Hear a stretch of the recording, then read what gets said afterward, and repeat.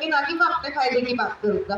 बहुत सारे डेफ लोगों ने मुझे कॉल किया, मुझे बोला कि अरे बहुत सी प्रॉब्लम हो रही है सर प्रॉपर्टी और लॉ से रिलेटेड। तो मैं यहाँ पे आया और मैं यहाँ का एक सेमिनार शुरू करता हूँ आज का।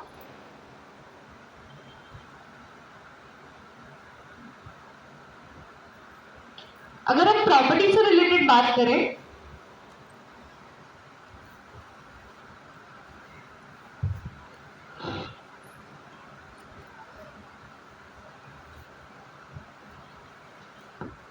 अब यहाँ पे हम प्रॉपर्टी की बात करें government of AP department of revenue में, तो जैसे कि आपको पता होगा कि जैसे कि आप सबकी प्रॉपर्टीज होगी यहाँ का प्रॉपर्टी, तो उसमें जाके आप click for your land details में करिएगा।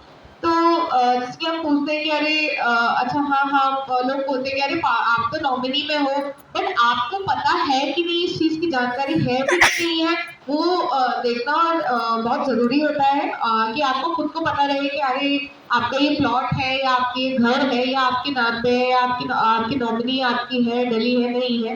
तो जैसे कि आपका records of rights of 18 reports में देखिएगा, और उसके बाद में हम पावर ऑफ ऑटोमी में देखेंगे। पावर ऑफ ऑटोमी में कि बहुत सारे डेफ लोग ऐसे हैं, मैंने देखे हैं खुद अपनी जानकारी मैंने खुद देखा है अपनी आंखों से कि कितने सारे लोगों को इस चीज में घाटा हुआ है, और बहुत सारे लोगों ने मुझे बोला उसके बाद में उनको घर से निकाल दिया या उनको लॉस हो गया इस प्रॉपर्टी में। तो मैंने जाके देखा, और फिर जब मैंने उससे डिस्कशन किया कि मैंने उनको बोला कि आपको इस चीज में FIR दर्ज करानी चाहिए कि आपको इस चीज में फ्रॉड किया गया है, उसके बाद में उस लड़की को मतलब उसका लैंड और प्रॉपर्टी वापस मिल गया। तो बहुत अच्छी चीज है। और मैं आगे भी आपको इन चीजों के बारे में बताऊंगा कि मेन तो प्रॉपर्टी से रिलेटेड आज बात करेंगे, और जो भी चीजें हैं आपको बात करते हैं LIC, PF, पोस्ट ऑफिस और बैंक के में। जैसे कि हमारे जो पेरेंट्स होते हैं अगर वो नहीं रहते हैं, उसके बाद में वो हमारी सेविंग्स करते हैं और किसी भी चीज में नॉमिनेशन में हमारा नाम एंटर कराते हैं। बट मतलब जो डेथ होता है उसका नॉमिनेशन में मतलब नाम लिखवाते हैं कि अगर आगे जाके हम नहीं, उनके माता पिता जीवित नहीं रहते, तो बाद में जाके उनकी सारी संपत्ति और सारा जो भी हमारे उनके नाम पे सेविंग्स करके रखते हैं वो उनके नाम हो जाए, उनको मिल जाए। बट खुद को डेथ को ये चीज पता ही नहीं रहती है कि हमें आगे करना क्या है, हमारे नाम पे हमारे माता पिता ये सब कुछ करके गए।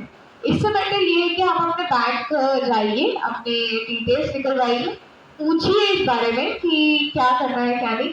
अब वो पूछेगी कि अरे अकाउंट में मतलब आपके नाम पे, मतलब मैंने एक केस देखा है जहाँ पे मैं गया, मैंने पूछा और मेरे माँ बाप ने 9 लाख रुपए का सेविंग्स किया था। मुझे केस पता चला था कि उसके माँ बाप ने 9 लाख रुपए की सेविंग्स की थी उसके लिए। जब उन्होंने बैंक में जाके बैंक मैनेजर से बात करी, डिस्कशन किया, तब जाके पता चला कि उनके भाई के अकाउंट में ये सारे पैसे ट्रांसफर करे गए हैं, और उनको बिना मालूम पड़े या बिना पता चले।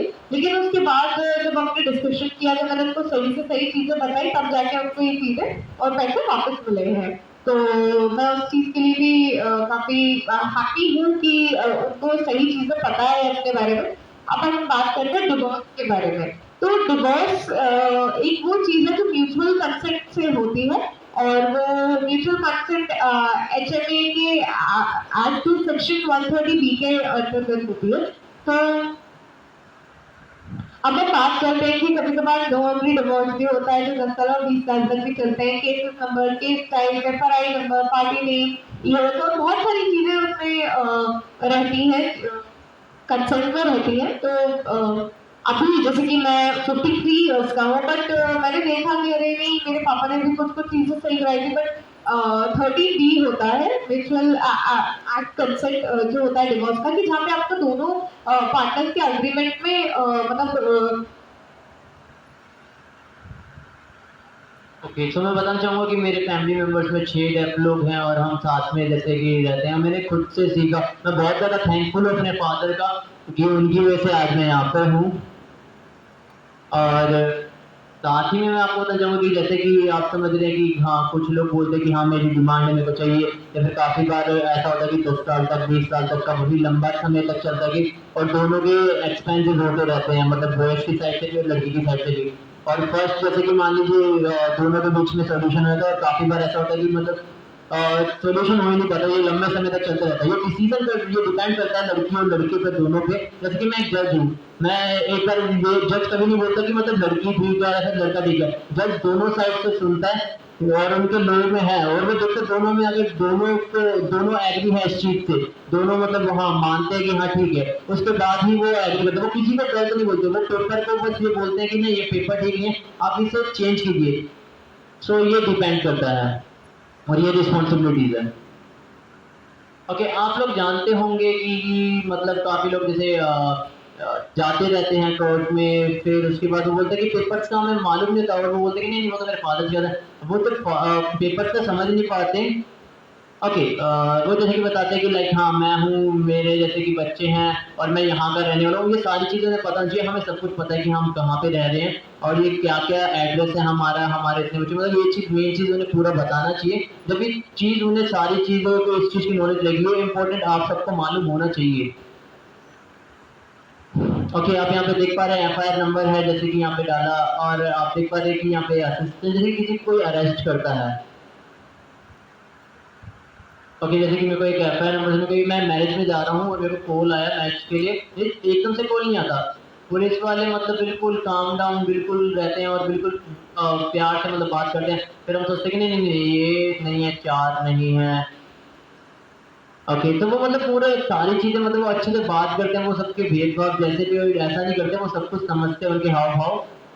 और साथ में जैसे कि वो बोलते हैं कि 8 बजे के बाद जैसे कि आप देखेंगे हाँ एक बारी हो गया, 2 बारी बुला दिया, 3 बारी बुला दिया, 3 बारी होने के तो फोर्थ टाइम होता है, फोर्थ टाइम के बाद फिर वो मना करते हैं कि हाँ मैंने 3 बार इनको मतलब सम्मन भेजा कि वो आए नहीं, और उसके बाद जब वो एग्री करते हैं फिर उसके बाद पुलिस वाले क्या करते हैं, फिर वो पकड़ लेते हैं। मतलब पहले वो बिल्कुल काम डाउन अच्छे से बात करते हैं प्यार से कि आप आइए, आपको हमने सम्मन भेजा 1 बारी 2 बारी 3 बारी, लेकिन जब फोर्थ टाइम होता है उस टाइम पे वो अरेस्ट करते हैं। हम सोचते हैं कितना स्ट्रिक्ट ऐसे, क्योंकि वो एकदम से एक्शन नहीं लेते, वो देखते हैं केस क्या चल रहा है, उसकी टाइमिंग क्या है, और बिल्कुल जैसे कि एक ये पूरी चैन है, इनको अच्छे से देखना पड़ता है। वो अच्छे से देखते हैं कि एफआईआर कैसे करें, वो अपनी एफआईआर दिखाने के लिए बोलते हैं। जब आप अरेस्ट हो जाएंगे उसके बाद फिर वो आपको दिखाएंगे कि हाँ ये आपकी एफआईआर है, उसकी कॉपी फिर आपको मिलेगी, फिर आपको पता चलेगा अरे मेरे को दिखा ही नहीं है, ऐसे डेफ पर्सन बोलता है।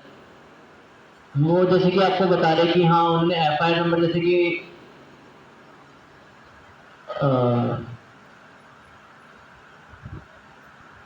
ओके, जो असॉल्ट अब्यूज है उसके बारे में जैसे कि आप समझ रहे हो, चारों की चारों चीजें यहाँ पे काफी सारी चीजें हैं और यहाँ पे कई सारे लोग भी हैं। और जैसे कि जब वो एडवोकेट के पास जाते हैं और वो जब देखते हैं उन्हें जब नहीं मालूम होता, अच्छा ये डेफ पर्सन है, ओके ओके ओके, तो वो एक्सप्लेन करते हैं इसको, और एक्सप्लेन करने के बाद जब वो वहाँ पे जाते हैं और वहाँ पे जब वो देखते हैं जब वो उनका केस चालू है, वो चल रहे हैं, वहाँ पे जा रहे हैं, तो उसके बाद जाके केस थोड़ा सा अलग अलग हो जाता है और इसमें काफी सारा समय मतलब निकल जाता है। फिर उसके बाद उन्हें जो मतलब गिरफ्तारी जैसे उन्हें करने के लिए बोलते हैं, फिर उन्हें उसको रिलीज कर देते हैं, मतलब छोड़ देते हैं, ऐसा वो बता रहे हैं। ओके, पहले जब मैं बचपन में था मेरे को भी लॉज के बारे में इतना नहीं था, फिर मैं मतलब स्पोर्ट्स का जनरल सेक्रेटरी था, मतलब मैं स्पोर्ट्स में गेम्स भी खिलाता था। फिर मैंने देखा कि अरे ये क्या है, फिर मैं मूवीज में देखता था तो पेपर में भी होता है, पेपर इतना डेंजरस है मेरे को नहीं पता था। जैसे कि सम्मन मैंने आपको बताया, सम्मन के बारे में अगर नॉलेज नहीं थी, फिर मैं वहाँ पे उज्जैन में गया, वहाँ पे मैंने देखा अच्छा ओ उज्जैन में, वहाँ पे जाके वो बता ये काफी सीरियस है, ये तो काफी सीरियस मैटर है।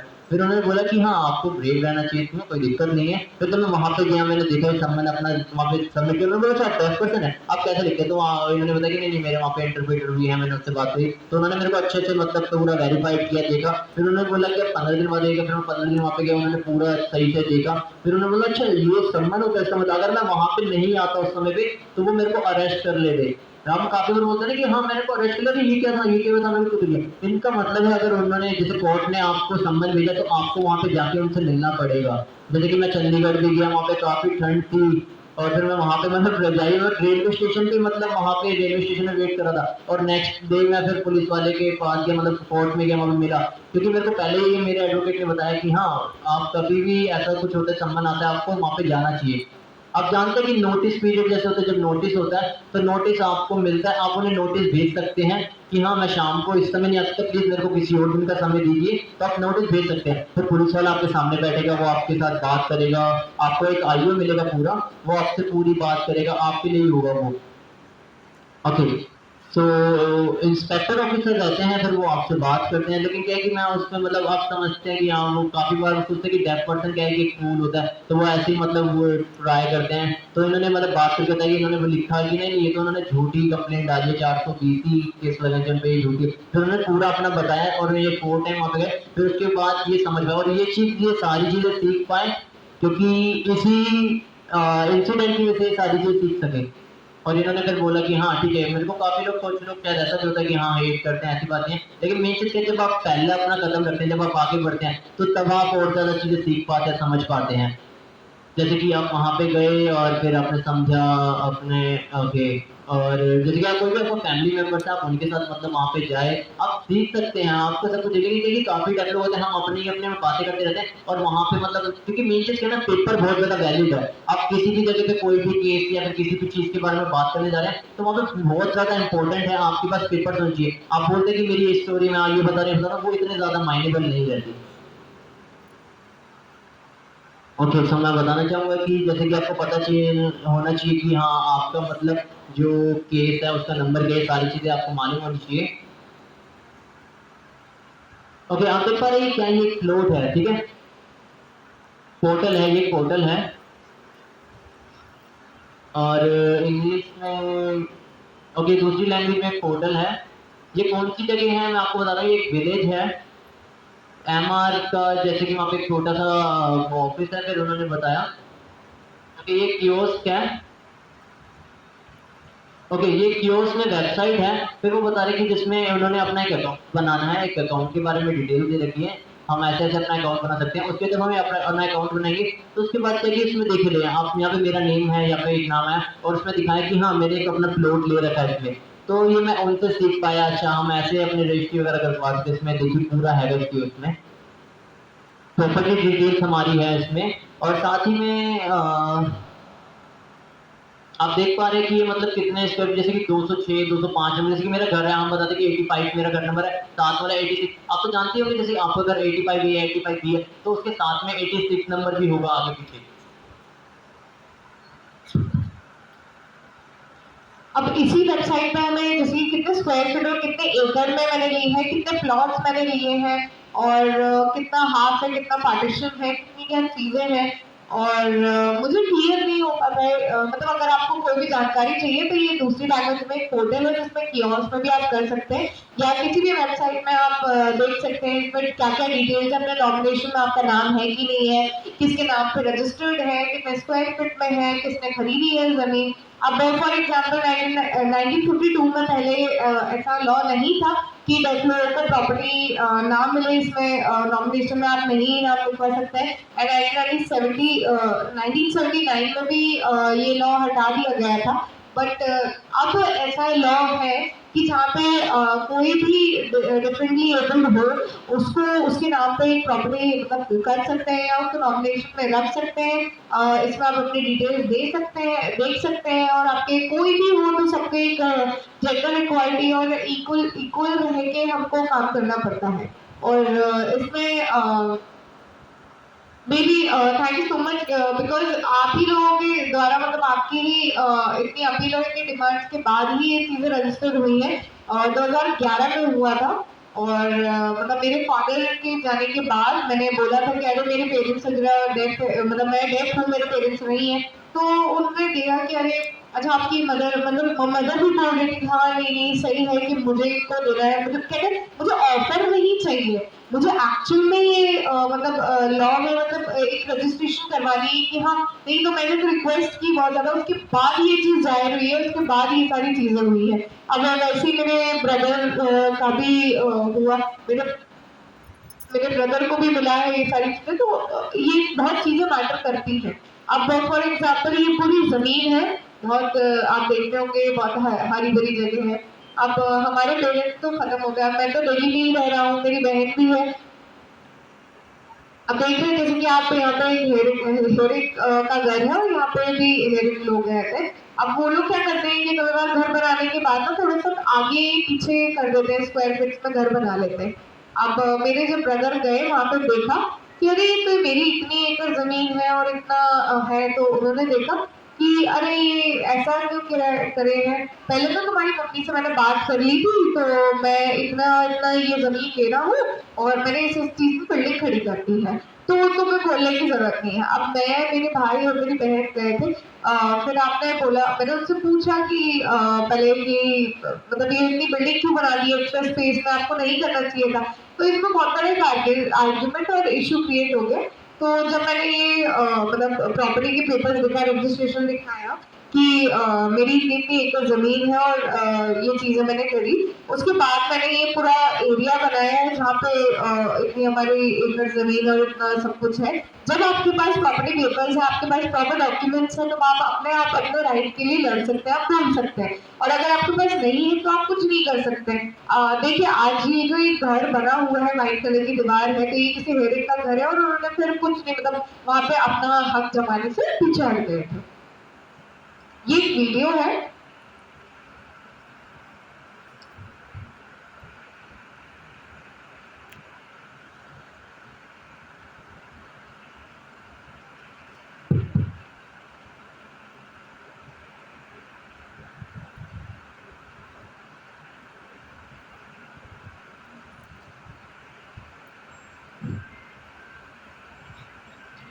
पहले मैंने 8A और बहुत सारे डॉक्यूमेंट्स बताए थे, तो मैंने देखा था कि बहुत जगहों में ऐसे घास है, पूरा झाड़ है पूरा।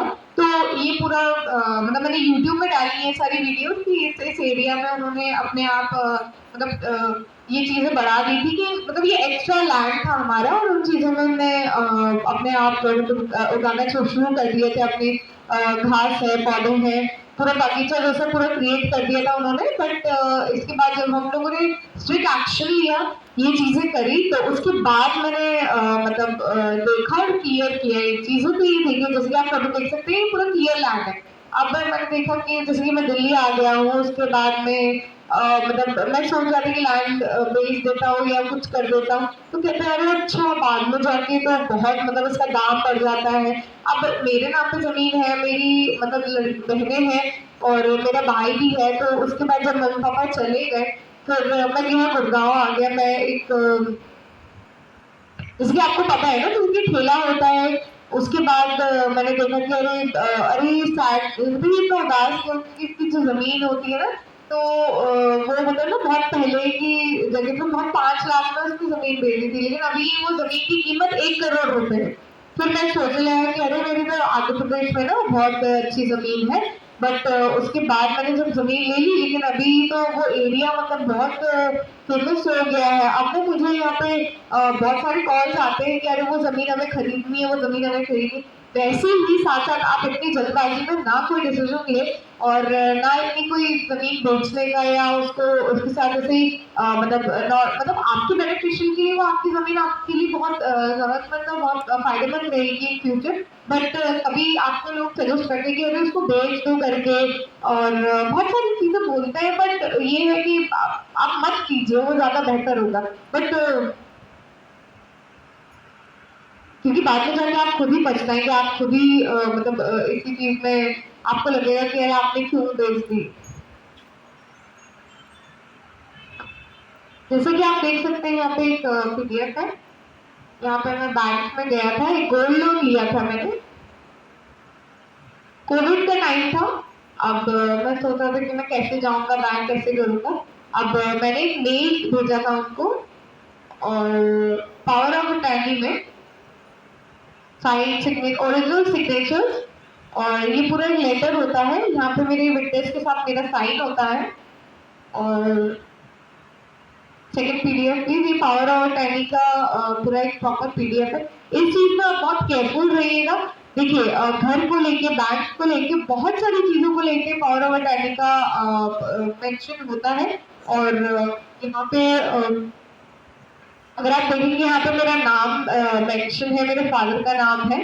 तो मेरे ब्रदर आए थे मेरे पास ये लेटर लेके कि देखिए आपका ना गोल्ड लोन आया था, और तो मेरी दीदी को मतलब दे दिया था गोल्ड वगैरह। तो बट पावर ऑफ अटर्नी जिसके पास है, जिसने साइन किया है, जिसके नाम पे पावर अटर्नी है, उसी को ही उसका सामान या उसकी प्रॉपर्टी उसके अंडर में वो हैंडल करते हैं। अब फॉर एग्जाम्पल जैसे कि मेरी सिस्टर है, तो काफी मेरी सिस्टर मेरे सपोर्ट में रहती है, तो अगर बैंक वालों ने पावर ऑफ अटॉर्नी उनको दी है या मतलब उनके नाम पे है, तो वो मेरा गोल्ड लेके, बट मैं ये सोच रहा था कि पावर ऑफ अटॉर्नी मेरे नाम पे है, बैंक वालों ने उनको मेरा गोल्ड हैंड ओवर कर दिया, बट ये चीज गलत है कि अब फॉर एग्जाम्पल अगर हम प्रॉपर्टी की बात करें, तो ऐसे कोई प्रॉपर्टी के साथ भी हो सकता है कि अगर पावर ऑफ अटॉर्नी मेरे नाम पे है और मतलब मेरी सिस्टर या मेरा ब्रदर जाके साइन कर रहा है, तो ये चीज कोई सही बात नहीं है। तो ये चीज की नॉलेज आपको खुद को होनी चाहिए, साथ ही साथ सामने वाले को भी ये चीजें आपको मतलब खुद को पता होनी चाहिए, सामने वाले को भी आपको बतानी होनी चाहिए कि आगे जाके अगर आपके साथ कुछ गलत होता है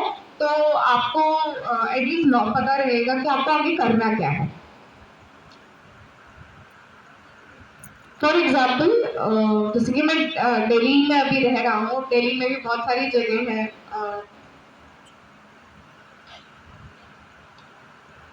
कोर्ट्स एक जगह नहीं होते, कोर्ट बहुत सारे कोर्ट्स होते हैं। सेंट्रल डिस्ट्रिक्ट कोर्ट की बात करें तो ये वेबसाइट खोलेंगे आप, ये ऑप्शन पे क्लिक करेंगे, केस स्टडी में जाके देखेंगे कि जो केस नंबर होता है हम उसको डालेंगे, जैसे फैमिली कोर्ट हो गया या डीएम हो गया, और कोई भी अलग अलग क्राइम से रिलेटेड कोई केसेस हुए, और बहुत सारी चीजें होती है इसमें, सीएमएम, और आप सबको ये सारी चीजें सीखनी चाहिए, बिकॉज एटलीस्ट अगर आपके घर पे भी कोई ऐसा केस है या कुछ भी केसेस है आपसे फैमिली से रिलेटेड, और आपको एटलीस्ट पता होनी चाहिए, आपको एक केस स्टडी करनी चाहिए उसके बारे में, और उस केस के बारे में कुछ जानकारी रखनी चाहिए। आई होप सभी चीजें आप सभी को क्लियर होंगी, आप सबको समझ में आई होगी। तो मैं चाहता हूँ कि कोई क्वेश्चंस हो तो आप प्लीज मुझसे पूछ